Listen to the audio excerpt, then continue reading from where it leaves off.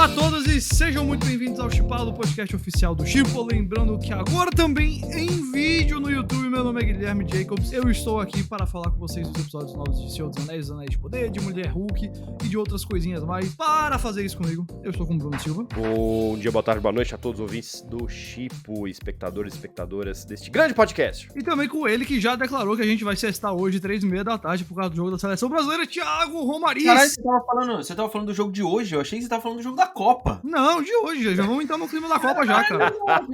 No jogo do amistoso contra a Gana, brother. A vontade de fechar o ano do Jacobs tá boa, hein? Nossa Mas senhora, veja se não faz sentido. É uma sexta-feira, o jogo começa 3h30 da tarde e termina 5h30 da tarde. Cara, 5h30 da tarde, não, se às 3h29 você não tá com um copinho de cerveja na mão... Exatamente. Já é preparação pra Copa, né, mano? É tipo pré-Libertadores, assim.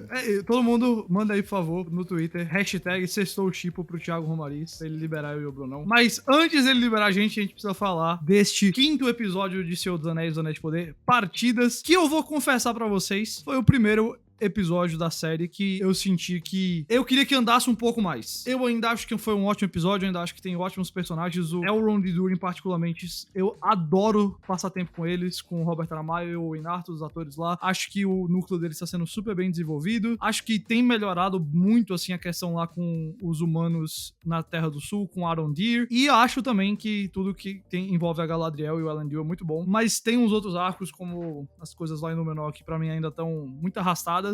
E eu acho que esse foi o primeiro episódio onde eu senti um pouquinho que a série precisava pegar e acelerar um pouco mais. Não necessito de grandes guerras agora e tudo mais, mas eu fiquei um pouco travado com o episódio passado terminando com aquele clima de que agora vai rolar uma coisa incrível, agora Númenor vai partir, e aí a gente tem esse episódio ainda inteiramente de preparação. A gente não teve os pés peludos na semana passada. Essa semana eles têm, assim, 5, 10 minutos de tela apenas, lá com o Estranho, mas eu ainda acho que a série é muito boa. Eu realmente só quero que eles acelerem um pouco mais. De novo, não preciso de cena de ação o tempo todo, mas eu senti que foram 2 episódios seguidos com um clima muito semelhante de preparação. E aí, por conta disso, não acho que perdeu a mão, mas testou um pouquinho minha paciência, especialmente com o núcleozinho lá no menor, que eu acho que é o mais fraco. Mas o que vocês acharam em geral, hein, Thiago? Manda aí. Cara, eu acho também que tem essa preparação um pouco além do que precisava. Acho também que isso fica essa sensação, porque é o primeiro episódio, eu acho, que todos os núcleos estão envolvidos e bastante envolvidos, assim, até, né? Então você meio que eles estão movendo todas as peças pra juntar ali nos 2 últimos episódios. Até porque a gente sabe que vai ter alguma guerra na Terra-média. Desde os trailers a gente já viu a Galadriel lutando com aquela mesma armadura que a gente viu ela subindo ali no barco no final do episódio. Só que eu acho que isso incomoda um pouco mesmo. Eu acho ruim o episódio acabar basicamente com a mesma sensação do anterior. É tipo, Exato. Agora vai ter guerra. Aí acaba isso agora. Agora não vai uma cena parecida, né? Ali no é muito parecida a cena. Só que a cena acabou, o episódio literalmente acabar com eles zarpando e no episódio seguinte eles ainda estão lá, né? Primeiro vai e volta. Primeiro vai e volta, aí o outro vai agora. Então eu não gosto dessa escolha, eu acho uma escolha ruim. Agora, tem uma coisa que me pegou assim bastante nesse episódio, do mesmo jeito que aquela, que eu acho que foi o 4º episódio mesmo, que fala bastante sobre paternidade, né? Do tipo, o Elrond falando sobre o pai, o Durin falando com o pai, todo mundo falando sobre os seus antepassados. Esse aqui, pra mim, é muito uma questão de segredos, dilemas, e que todos os personagens, ainda que exista o clássico embate do bem contra o mal, porque a gente tem o Sauron sendo ali realmente a força maligna de tudo, e Senhor dos Anéis é conhecido por ser, é só o bem contra o mal. Fica muito claro aqui que, ainda que o tema maior seja o bem contra o mal, você tem personagens que têm dilemas absurdamente humanos e que eles são completamente cinzas por dentro, né? Tipo, o Arondir, por exemplo, conversando com o Theo lá e com a Bronwyn, ele mesmo fala do, tipo, uma raça que tá por anos foi subjugada por Morgoth e é conhecida por ser um servo do lado sombrio e tudo mais. Existem coisas boas e coragem dentro deles, né? Então, das pessoas que você menos espera, como eram os hobbits, das pessoas que você menos espera de onde vêm as grandes conquistas, né? E é exatamente isso que ele fala. E tem o mesmo sentimento, numa outra proporção, existe com o Gil-galad e com o Elrond, né? Tipo, o Elrond ali dentro da parte dos elfos, ele descobre que ele foi usado por todo mundo, né? Do tipo, e o Gil-galad tem muito cara de vilão, né? Do tipo, ele tem muito cara de mesmo. Um cara que tá, tipo, ardiloso ali. E tem isso nos elfos mesmo. O elfo não é essa criatura impecável e perfeita que muitas vezes a gente acha que é. E aí, se você vai também pro lado de Númenor, você vê que a Galadriel... Cara, eu achei... assim, eu não gosto da interação Halbrand e Galadriel. Agora, essa cena entre eles dois lá na fogueirinha, lá, eu gostei muito. Por uma coisa... Tem uma frase da Galadriel que é muito legal. Ela fala que foi traída pelo Elrond, foi traída pelo Gil-galad. E aí ela fala bem assim, os meus amigos, os meus parceiros, eles olhavam pra mim e viam a face do inimigo deles, né? Do tipo, eles me confundiam com o próprio mal. Eu acho que ela fala alguma coisa assim. E, cara, isso me confundiam com aquilo que a gente tá lutando contra, né? Que a gente mais teme, tipo, eu virei o sinônimo disso, né? E, cara, eu pensei nisso na hora, porque, assim, a obsessão da Galadriel em relação ao Sauron muda realmente a personalidade dela, né? Então, independente pra onde ela vai, independente do que ela olha, independente do que ela fala, é tudo sobre o Sauron, né? Tipo, é Sauron. Então ela esvai a personalidade dela e ela entende isso, ela fala isso naquele momento com uma dor do que, tipo assim, cara, eu tô sendo confundida com o próprio mal que eu quero combater. E eu fiquei pensando, cara, numa coisa bem rápida, assim. Hoje, quando você tá na internet, tipo, tem gente que vai pra vídeos e comenta artigos de outras séries, né? Tipo assim, eu gosto de Senhor dos Anéis. Aí você vai lá na série da Marvel pra falar que Senhor dos Anéis que é bom, não é a série da Marvel. Aí você vai lá na série do Game of Thrones pra falar que é Senhor dos Anéis que é bom, não é Game of Thrones. Tipo, você vira um hater obcecado por qualquer coisa por um simples motivo. E isso acontece que você esvazia. Você perde personalidade. Você não tem nada lá dentro, sabe? Essa obsessão com uma coisa só, eu vi na hora isso que a Galadriel falou. Caralho, você vira uma pessoa que é uma folha de papel, sabe? E a percepção dos outros é essa. Então, foi um dos primeiros momentos que eu olhei pra Galadriel, assim, nessa série e falei, porra, ela não só é autoconsciente da merda que ela tá fazendo, como ela viu que isso prejudicou todos os relacionamentos dela. Então, eu gostei bastante dessa cena. E pra mim, o tema do episódio é esse. É como você tem um grande combate, um embate conceitual, mas personagens que têm dilemas muito mais complexos do que a simplicidade que a gente acha que tem. Eu senti que o tema do episódio é aquela frase máxima da Galadriel que ela até repete nesse episódio, que é o que ela escuta do irmão lá no primeiro episódio, que às vezes você tem que tocar a escuridão pra saber qual é o caminho da luz. Porque nesse episódio a gente vê todos os personagens lidando com uma escuridão interna, ou da sua raça, né? Lidando com a história da sua raça, com as tentações de servir ou não o Adar, de se render ou não pros orcs. A gente tem a tentação, claro, ali dos elfos de enganar os anões, e isso representado pelo Elrond,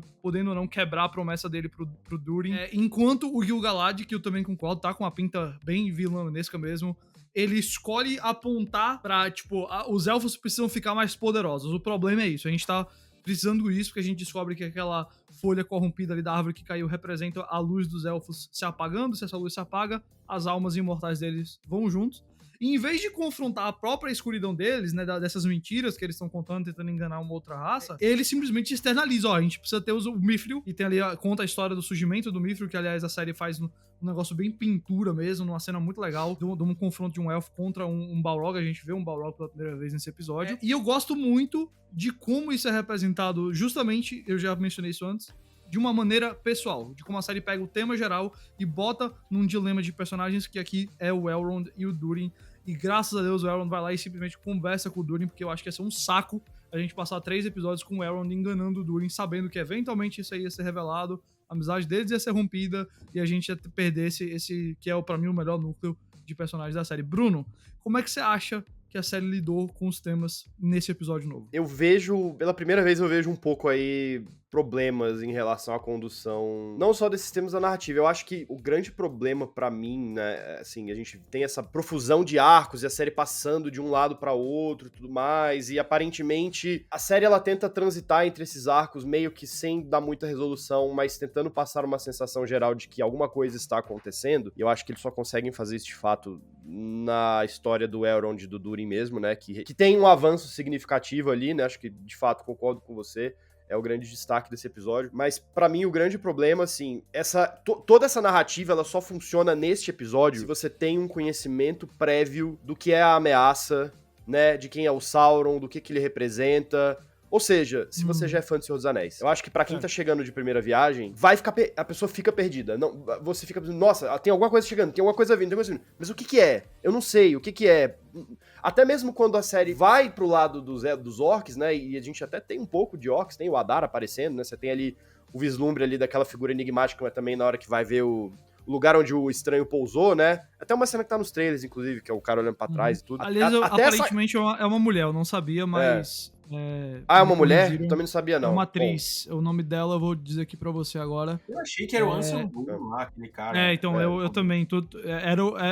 Foi o que tinha sido divulgado, assim, no Twitter, mas aparentemente tá errado. É a Bridie Season, é uma atriz, tá? O Anson Boone, o papel dele não foi revelado ainda. E essa é a atriz aí naquele momento, aparentemente uma sacerdotisa aí. Bom, de todo modo, você tem até essa parte do elenco aparecendo e tendo um pouquinho de destaque ali no episódio, mas no fim, né, se você não tem esse conhecimento prévio, eu acho que a narrativa ela dá uma desmoronada, assim, e eu concordo, acho que já tá chegando o momento da história acelerar mesmo, né, as coisas têm que começar a acontecer com mais impacto, a gente já tá indo mais pra reta final da temporada agora, né, começando aí a segunda metade dessa primeira leva de episódios. Só faltam 3 agora.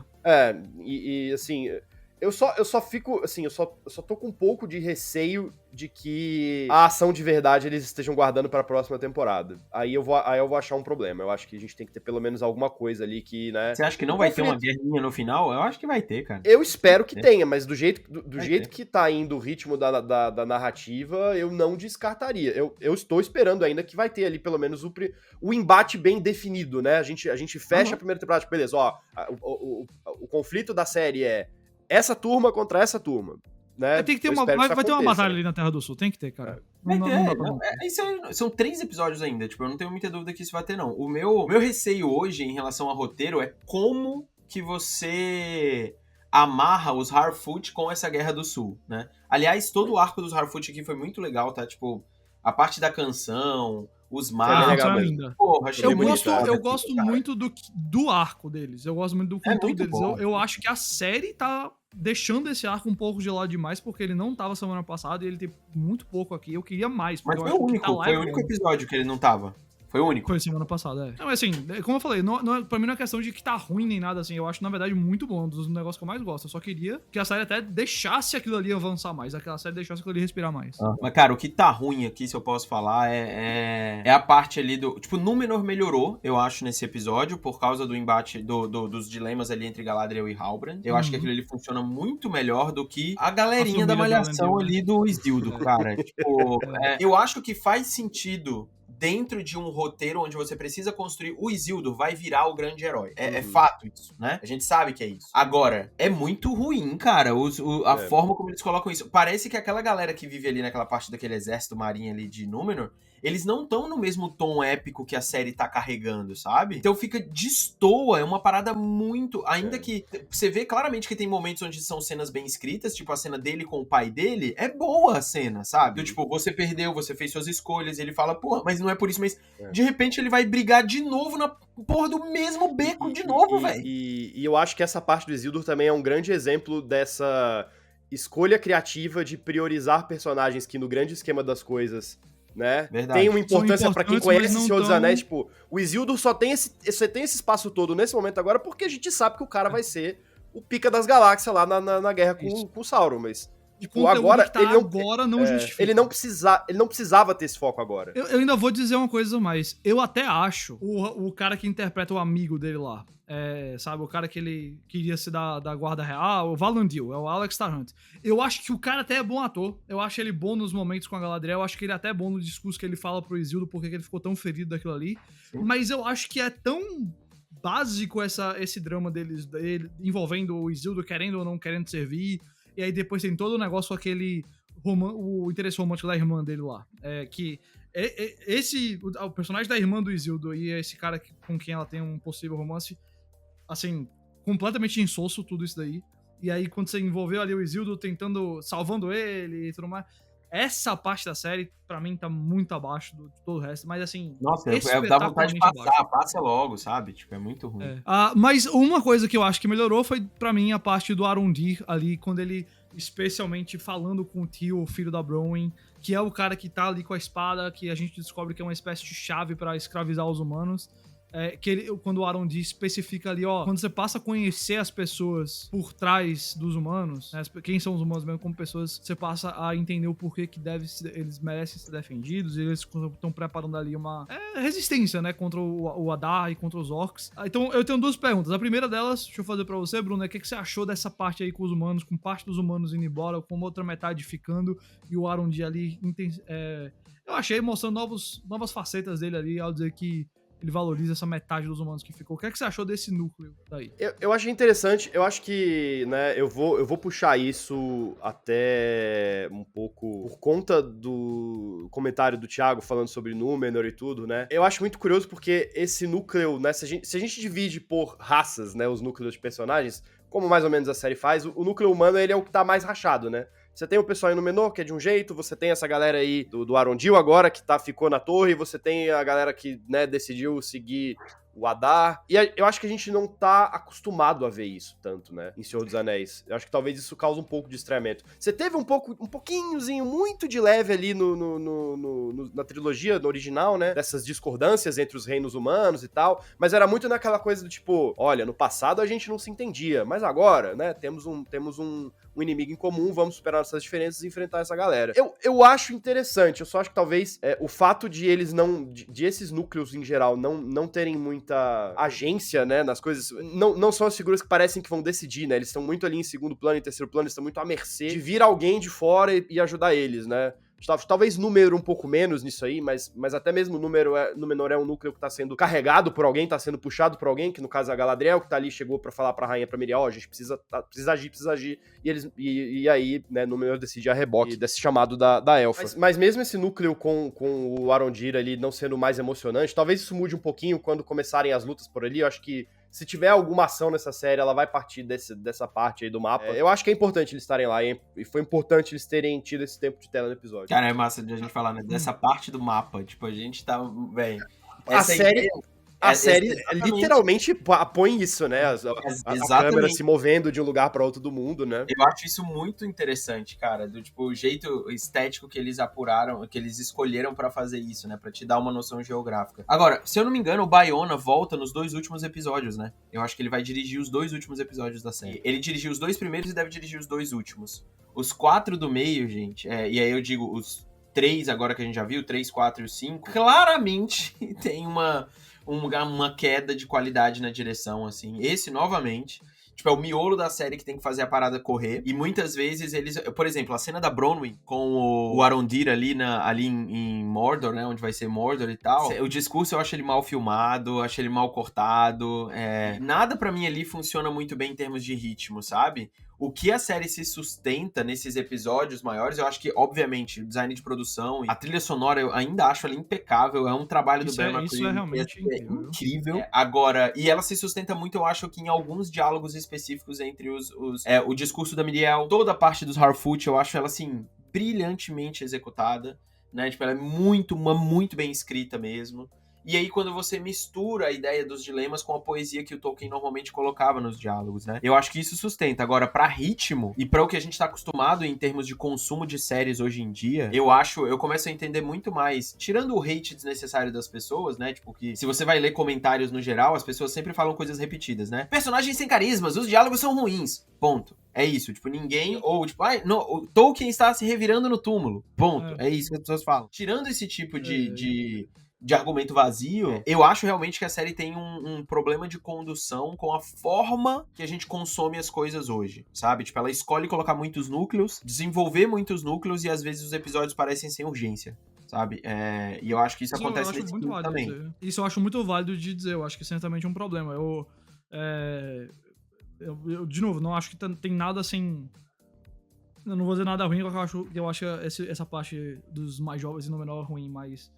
Eu não acho que a série, tipo, tá com grandes problemas de forma alguma, mas eu concordo com você que eu acho que depois dos 2 primeiros, até acho que o terceiro ainda vai, mas assim, os últimos 2 certamente pareceram mais estagnados. Parte disso é a direção que não tá sabendo conduzir tanto o andar pra frente das coisas, sabe? Eu tenho uma pergunta agora dessa parte mais de teoria. Como é que você interpretou a reação ali do Adar quando o mano lá que se rendeu a ele chama ele de Sauron e o Adar fica com raiva e bate no cara. Você tá entendendo que talvez o Adar seja contra o Sauron? Como é que você tá pensando nisso aí? Não, eu acho que é uma questão eu acho que assim, como a mitologia de Senhor dos Anéis como um todo, Sauron é realmente essa pessoa que você não sabe necessariamente quem ele é, né? E isso não é proposital. Tem muita gente falando, a série vai pra fazer as pessoas ficarem questionando quem é o Sauron. Não, isso de fato existe, né, na mitologia. E aqui, quando o cara fala você é Sauron, você não é, pra mim eu pego da seguinte maneira, é uma raça que simplesmente precisa de um mestre ali. E no caso do Adar, ele sabe que as pessoas podem achar que ele é Sauron ou não é, né? Eu acho que é útil pra ele isso, né? Eu também acho que não é, não. Pra mim ele não é. E ele é esse tenente do Sauron, esse cara que vai levar a palavra do Sauron ali, e o único objetivo é cooptar as pessoas pro lado dele ali, né? Eu só achei curioso como a série realmente, mais uma vez, corta momento de violência, né? Tipo, ela, na hora que vai mostrar um sacrifício lá, corta. Então, eu quero ver como é que vai ser essa guerra aí. Quero ver como é que você vai mostrar guerra, gente se batendo e tal. Mas, de novo, a parte do Adar com o sol, eu achei muito legal também, sabe? Ele olhando pro sol, como se fosse uma das últimas vezes que ele pode ver aquilo ali, lembrando do passado dele também. O orc se escondendo, né? Mostrando a diferença de duas classes ali também. Eu gostei bastante, assim. Eu acho a série, ela tem momentos muito, muito, muito brilhantes, assim, em relação a como ela trabalha a mitologia. E momentos muito irregulares em relação à execução dela em si, assim, sabe? Esteticamente. Mas eu acho que o saldo ainda é bem positivo pro resto, assim, pra tudo. Bruno, tô sabendo que você quer conversar um pouquinho sobre o episódio de Mulher Hulk aqui pra gente terminar. O que você achou aí desse episódio, apenas Jen, o 6º episódio, com a Mulher Hulk indo pra um casamento, saindo um pouquinho da cidade e talvez aí concluindo um pouquinho mais do arco dela com a Titânia? Eu achei bom, assim, é um episódio clickbait, né, porque ele brinca com toda a expectativa em relação ao Demolidor, a Marvel faz teaser mostrando o Demolidor, o episódio 5 se encerra com o elmo do Demolidor, e o 6, a Tatiana Maslany olha pra câmera e fala, você achou que era agora, né? Achou errado. Mas eu acho que... Teve uma coisa que eu achei muito bom, que foi ela dizendo, casamentos aparecem nas horas mais incômodas. Mais inconvenientes, foi muito bom. Mas eu diria que foi o clickbait do bem aí, cara, porque eu acho que esse episódio, ele é o melhor em termos de desenvolvimento pra Jen, eu acho que pras pessoas que estão ao redor dela, eu gostei muito da maneira como o episódio todo é feito pra fazer a Jen finalmente, né, começar a se aceitar como Mulher Hulk, né, ela deliberadamente vai num lugar onde pessoas que conhecem ela há muitos anos, né, como essa nova pessoa, pra mostrar que, né, tipo, ou seja, ela finalmente começa a encarar isso que aconteceu com ela como algo positivo, né, que era algo que a gente não tinha visto até então, até acho que até o tribunal. No tribunal já tem um pouco disso e logo acho que ela tá começando a se sentir um pouco mais à vontade nesse papel, né? E eu achei muito interessante também que a gente tá vendo um começo de ameaça, de fato, né? Assim, antagonistas pra valer, né? Que a Titânia é piada, né? A Titânia é o alívio cômico dessa série. E agora a gente vai começar a ver, tipo, os antagonistas, e eu achei muito interessante que eles vão tocar justamente nessa ideia de grupos de ódio, né? Os vilões da Mulher Hulk, eles nascem de grupos de ódio, né? Que é uma coisa que... E especialmente grupos de ódio misóginos, né? Que é um negócio que, assim... A internet tá cheia e deu amplo espaço para essas pessoas se organizarem, né? Tudo que tá acontecendo no mundo nos últimos 5, 6 anos mostra isso com muita clareza. Eu quero ver a Marvel abordar esses assuntos mais sensíveis, assim, né? Eu acho que tem faltado um pouco. A fase 4, ela tá muito olhando pra fora, né? Multiverso, mundo místico. Então eu acho que tá faltando um pouco disso no MCU e eu tô curioso pra ver como isso vai acontecer. Thiago, o que você pensou aí sobre essa introdução aí de um grupo de vilão? Pra onde você acha que você tá indo? Você concorda com a teoria que deve ser o líder lá? Eu acho que é por aí. Eu acho que é a gente enveredando aqui pra parte do Capitão América e Thunderbolts, assim. A série se preocupa muito mais em desenvolver a Jennifer Walters, né? E faz isso muito bem, porque tem um texto bom pra ela e tem uma atriz maravilhosa executando tudo ali. E eu acho que tem... É muito louco como a série... São quantos episódios agora? 6, 7? Esse é o 6º. Faltam 3 agora. 9, Tipo, ela literalmente... Com o passar do tempo, ela tá ganhando mais hate das pessoas que estão falando exatamente sobre os temas dos vilões dentro da série, né? E assim, ela tá usando o tempo... Vestindo a carapuça! Exatamente, ela tá usando o tempo pra isso. Ela vai. E eu acho que ela faz até de forma sutil, assim, em determinados momentos, sabe? Tipo, ela coloca... Eu diria que às vezes de um jeito bem óbvio e meio até, assim, besta, mas... fica mais eficaz Evidente. porque tá exatamente o que tá acontecendo, né? É porque às vezes com idiota você tem que ser muito explícito mesmo, né? Tipo, senão não adianta. E o lance do... Cara, só faltou eles pegarem os memes e colocarem os memes que estão na internet hoje, porque isso ia ser perfeito, só que não dá pra fazer por causa do episódio, mas é quase a mesma coisa, né? Do tipo, as pessoas falando, ai, nerfaram o meu Hulk! Aí, tipo, tá lá exatamente falando a mesma coisa, né?